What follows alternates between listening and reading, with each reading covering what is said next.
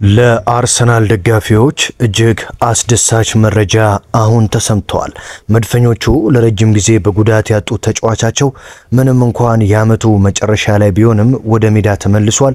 ለቀጣይ ለሻምፒዮንስ ሊግ ትንቅንቅም የተጫዋች እጅግ አስፈላጊ እንደሆነ ይነገራል። በሌላ በኩል መድፈኞቹ ከክሪስታል ፓላስና ከሪያል ማድሪድ ተጫዋቾችን ለማስፈረም ንግግር ጀምረዋል።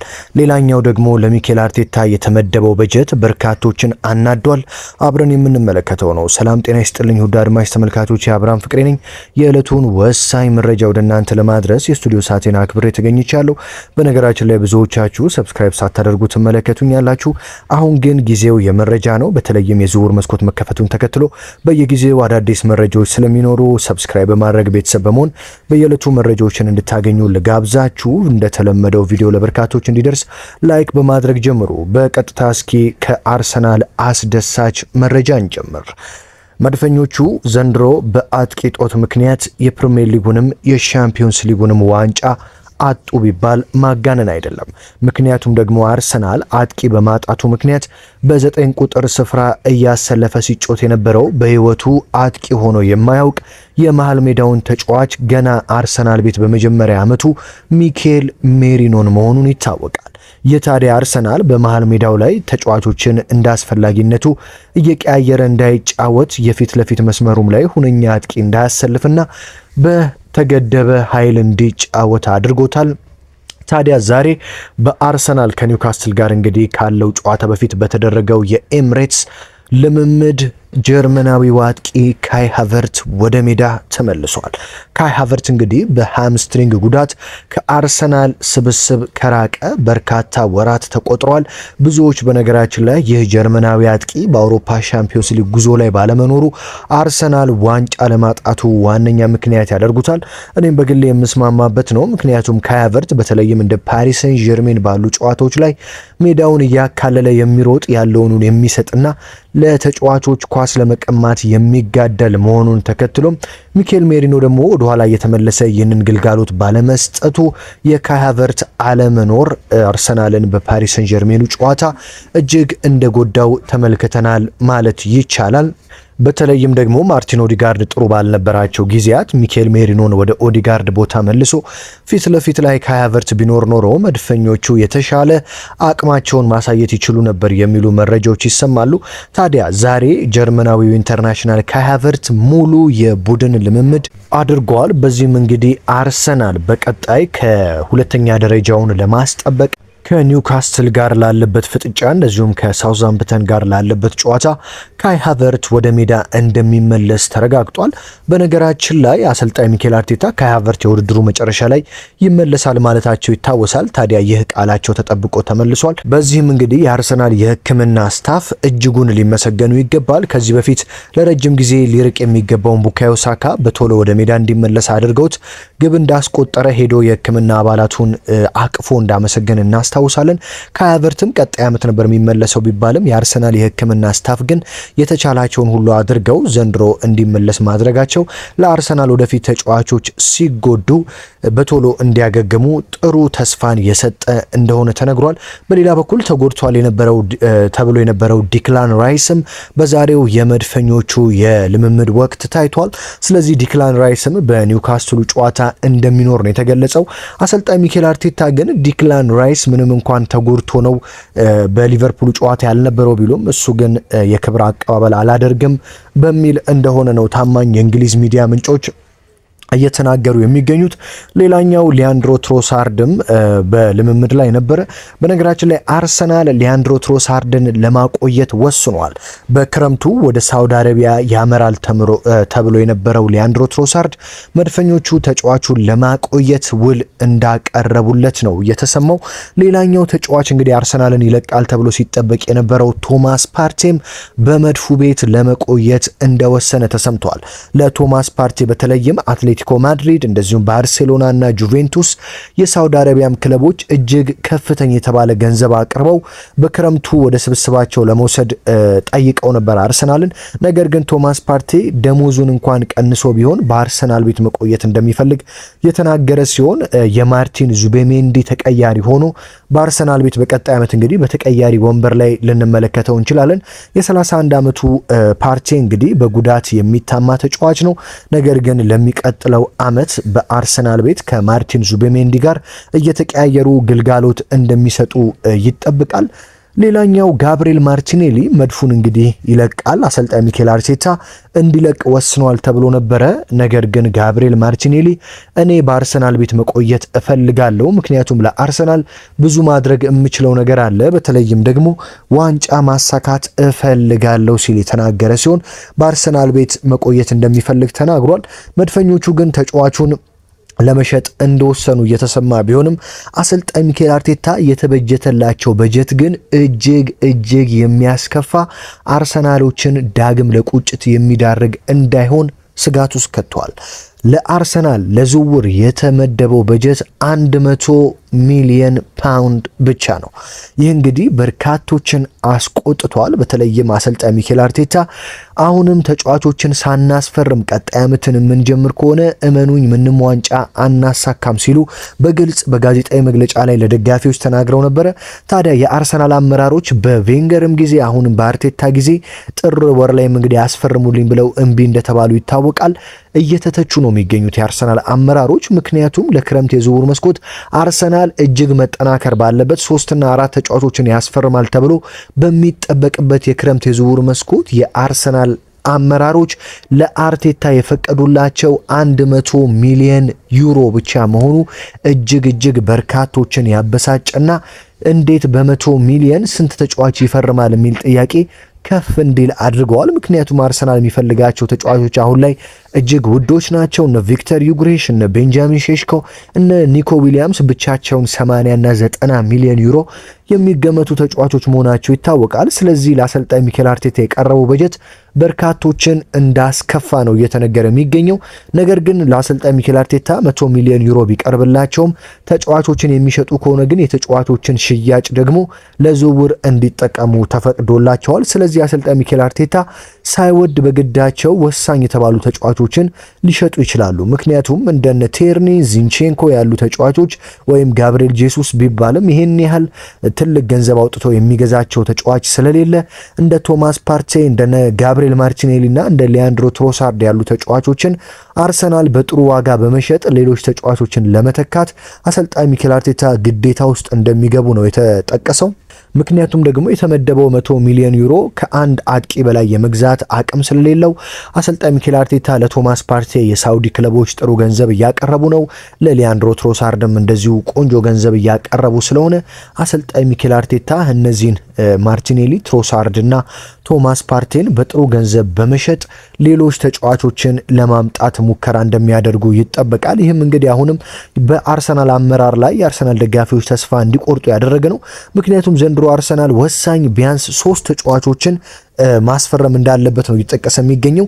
የቀድሞ የአርሰናል ተጫዋች እንደውም አርሰናል ቢያንስ 6 ተጫዋቾችን በክረምቱ ዝውውር ወደ ኤምሬትስ ማምጣት አለበት ሲል እንዲህ ተናግሯል። በአንድ የውድድር ዓመት 20 ጎሎችን ማስቆጠር የሚችል ክሊኒካል አጥቂ፣ ይህ ምንም ተጨማሪ ማብራሪያ የማያስፈልገው በዋናነት ወርልድ ክላስ የሆነ 9 ቁጥር አጥቂ ግድ እንደሆነ ተናግሯል።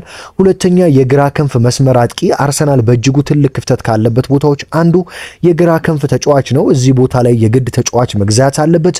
ይህ ቦታም ልክ እንደ ፊት መስመር አጥቂ ተጫዋች ሁሉ የግራ መስመር አጥቂ ቦታ ላይ ያለብን ክፍተት ግልጽ ነው። እዚህ ቦታ ላይ ያለብንን ክፍተት ለመሙላት ልክ በቀይ መስመር ላይ ቡካዮ ሳካ ቃራኒ ቡድን ተከላካዮችን እንደሚያስጨንቀው ከመስመር ወደ ሳጥን እየገባ ጎል ማስቆጠር የሚችልና ለጎል የሚሆኑ ኳሶችን መጣል የሚችል በተለይም አጥቂ ከመጣ የጎል እድሎችን መፍጠር የሚችል ከሳካ ጋር ተመሳሳይ ብቃት ያለው የግራ መስመር ተጫዋች ግድ እንደሚል ተናግሯል።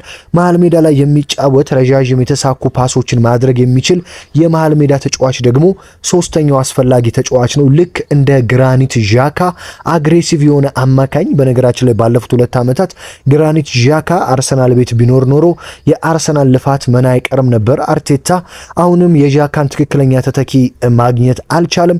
በአንድ ጨዋታ ከ70 እስከ 100 የተሳኩ ኳሶችን ፓስ ማድረግ የሚችል ዛሬም በቡድን ውስጥ ያስፈልጋል ተብሏል። በእርግጥ አርሰናል በዚህ በኩል ማርቲን ዙቤሜንዲን ማምጣቱ ጥሩ ነገር እንደሆነ ቢነገርም አንድ ሌላ ተጫዋች የማርቲን ኦዲጋርድ ተፎካካሪ መሆን የሚችል ተጫዋች እንደሚያስፈልግ ነው የተሰማው። አራተኛ አርሰናል አስፈላጊው ተጫዋች 10 ቁጥር ቦታ ላይ ማለትም በማርቲን ኦዲጋርድ ቦታ ላይ ተፎካካሪ መሆን የሚችል ኦዲጋርድ ያለውን ብቃት አውጥቶ እንዲጠቀም የሚፎካከረው ተጫዋች ያስፈልጋል ተብሏል። አምስተኛው ደግሞ ከላይ ያሉት አንገብጋቢ ክፍተቶች እንዳሉብን ሆኖ ልክ ዴቪድ ራያ ቢጎዳ ወይም ደግሞ በቀይ ካርድ ቢቀጣ እሱን ተክቶ ወደ ሜዳ የሚገባ የራያ ሁነኛ ተተኪና ለቦታው በቋሚነት ለመሰለፍ መፎካከር የሚችል ግብ ጠባቂ አርሰናል ማስፈረም ግድ ይለዋል። በእርግጥ አርሰናል በአሁኑ ሰዓት የኢስፓኞሉን እጅግ ድንቅ ግብ ጠባቂ ጆዋን ጋርሺያን እያነጋገረ ይገኛል።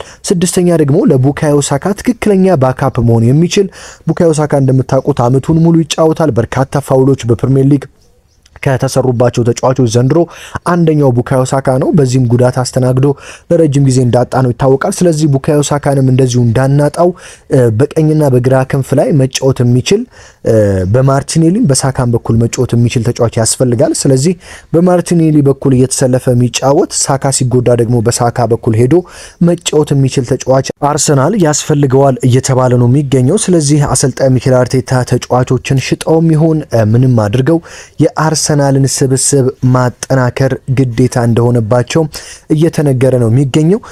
አርሰናል ዛሬ እንግዲህ ስካይ ስፖርት ይዞት በወጣው ዘገባ መሰረት የአርቢ ሌፕዚንጉን ቤንጃሚን ሼሽኮንም እያነጋገረ እንደሆነ ተሰምቷል። ስለዚህ ቪክተር ዩክሬሽም ቤንጃሚን ሼሽኮም በአርሰናል ፍላጎት ውስጥ ያሉ ተጫዋቾች ሲሆኑ አርሰናል ከሁለቱ ዋጋው ቀነስ ያለና ከአርሰናል ጋር መጫወት የሚፈልግ የሚስማማ ተጫዋች አንዳቸውን እንደሚያመጣ ነው የተገለጸው። ለአሌክሳንደር አይዛክ 123 ሚሊዮን ዩሮ አቅርቦ የነበረ ቢሆንም ኒውካስትሎች ግን ወደ 150 የሚጠጋ ብር ነው የምንፈልገው በማለታቸው አርሰናል ፊቱን ወደ ዩክሬሽና ቤንጃሚን ሼሽኮ አዙሯል። በተለይም ቤንጃሚን ሼሽኮ አርቢ ሌፕዚንግ በቀጣዩ ዓመት የሻምፒዮንስ ሊግ ተሳታፊ ስለማይሆን አርቢ ሌፕዚንግን ይለቃል ተብሎ ይጠበቃል። ስለዚህ አርሰናል ተጫዋቹን በቅርብ እየተከታተለ እንደሚገኝና መድፈኞቹ ለዚህ ተጫዋች እንግዲህ ገንዘብ እያዘጋጁ እንደሆነ የተገለጸ ሲሆን አርቢ ሌፕዚንግ ግን ለቤንጃሚን ሼሽኮ 80 ሚሊዮን ዩሮ እንደሚፈልግ ነው የተገለጸው። በሌላ በኩል እስኪ ከአርሰናል ጋር የተያያዙ ሁለት ወሳኝ ተጫዋቾችን ልንገራችሁ። ከሪያል ማድሪድ ጋር እንደሚለያይና ለሪያል ማድሪድ በኤል ክላሲኮ ጨዋታ አልጫወትም በማለት ከአሰልጣኝ ካርሎ አንቸሎቲ እንደዚሁም ከሪያል ማድሪድ ጋር ግጭት ውስጥ የገባው ብራዚላዊው ኮከብ ሮድሪጎ ወደ አርሰናል የመምጣቱ ዕድል እየሰፋ መጥቷል። መድፈኞቹ እንግዲህ ከማንቸስተር ሲቲ ጋር በዚህ ተጫዋች እየተፎካከሩ ይገኛሉ። ማንቸስተር ሲቲም የሮድሪጎ እጅግ ዋነኛ ፈላጊ ነው። አርሰናልም ካለፈው ዓመት ጀምሮ ሮድሪጎን ሲከታተለው እንደነበረ ይታወቃል። ስለዚህ ለሎስ ብላንኮቹ አርሰናሎች የተጫዋቹን ሙሉ መረጃ ጠይቀዋል። ሮድሪጎ እንግዲህ በነ ቪኒሲየስ ጁኒየር እና ቤሊንግሃም እንደዚሁም ኪሊያን ኢምፓፔ ምክንያት ለሪያል ማድሪድ መጫወት እንደማይፈልግና ለሪያል ማድሪድ የሰጠውን ግልጋሎት ሪያል ማድሪዶች ከቆብ እንዳልቆጠሩለት በማሰቡ እጅግ እንደተበሳጨና ወደ ውጪ እንደማይወጣ በቤት ውስጥ በሀዘን እያሳለፈ እንደሚገኝ የተነገረ ሲሆን ሮድሪጎ ወደ ፕሪሚየር ሊግ መምጣት ይፈልጋል። ስለዚህ ቀጣይ ማረፊያ ወይ አርሰናል፣ ማንቸስተር ሲቲ ይሆናል ተብሎ ሲጠበቅ አርሰናል ሮድሪጎ ሙሉ መረጃውን ጠይቆ ከሪያል ማድሪድ እያጤነው እንደሚገኝ ነው የተነገረው። በተለይም ሮድሪጎ ቨርሳታይል የሆነ ተጫዋች ነው። ማለትም የፊት ለፊት መስመር አጥቂ መሆኑ መጫወት ይችላል።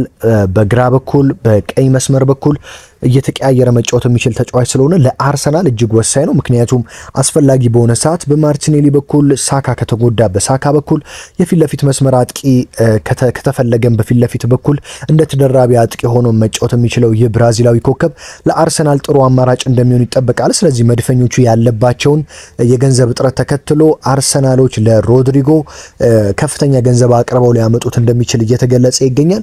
ሌላኛው የክሪስታል ፓላሱ ድንቅ ተጫዋች ኢዜ ወደ አርሰናል ሊመጣ እንደሆነ ነው የተሰማው። አርሰናሎች እንግዲህ በዚህ ክረምት ዝውውር መስኮት በርካታ ተጫዋቾችን ይሸጣሉ። እንደነገርኳችሁ ለአርቴታ የተመደበላቸው 100 ሚሊዮን ዩሮ ብቻ ነው። ስለዚህ አሰልጣኝ ሚኬል አርቴታ ወደው ሳይሆን በግዳቸው ተጫዋቾችን ለመሸጥ ይገደዳሉ። ስለዚህ ተጫዋቾችን በመሸጥና የተመደበላቸውን 100 ሚሊዮን ዩሮ አንድ ላይ በማድረግ 3 ሁነኛ ተጫዋቾችን ማምጣት ስለሚፈልጉ በዚህም እንግዲህ ዋጋው ቀነስ ሊል የሚችል ነገር ግን ጥሩ የሆነውን ተጫዋች የክሪስታል ፓላሱን ኢዜን እንግዲህ ወደ መድፉ ስብስብ ለማምጣት እንዳቀዱ ተሰምቷል። እንግዲህ ኤብሪክ ኢዜ አርሰናልን መቀላቀል ይፈልጋል። ከልጅነቱ ጀምሮ የአርሰናል ደጋፊ እንደሆነ ይነገራል። በክሪስታል ፓላስ ቤት እጅግ አስደናቂ ዓመትን አሳልፏል። ስለዚህ መድፈኞቹ ይህንን ተጫዋች ወደ አርሰናል ስብስብ ሊያመጡት እንደሚችሉ የተነገረ ሲሆን በአሁኑ ሰዓት አርሰናል እንግዲህ ስፖርቲንግ ዳይሬክተሩ አንድሬ ቤርታ በመዝገባቸው ላይ ወደ 10 የሚጠጉ ተጫዋቾች እንዳሉ ነው የተሰማው። ከነዚህ መካከል ቪክተር ዩክሬሽ፣ ቤንጃሚን ሼሽኮ፣ አሌክሳንደር አይዛክ፣ ኢዜ፣ ሮድሪጎ እነዚህን የመሳሰሉ ተጫዋቾች እንግዲህ በመዝገባቸው ላይ ያለ ሲሆን አንዱን እየጣሉ አንዱን እያነሱ በስተመጨረሻ ላይ ቢያንስ 3 ሁነኛ ተጫዋቾችን ለመድፉ ስብስብ ያመጣሉ ተብሎ ይጠበቃል። የኒኮ ዊሊያምስ ጉዳይም እንግዲህ እንደተጠበቀ ቢሆንም ኒኮ ዊሊያምስ ግን በርካታ ተፎካካሪ ቡድኖች ዝውውር ውስጥ ገብተዋል። አትሌቲኮ ቢልባኦ እንግዲህ ኒኮ ዊሊያምስን ለፕሪሚየር ሊግ ቡድን ለመሸጥ ጨረታ አቅርቦታል።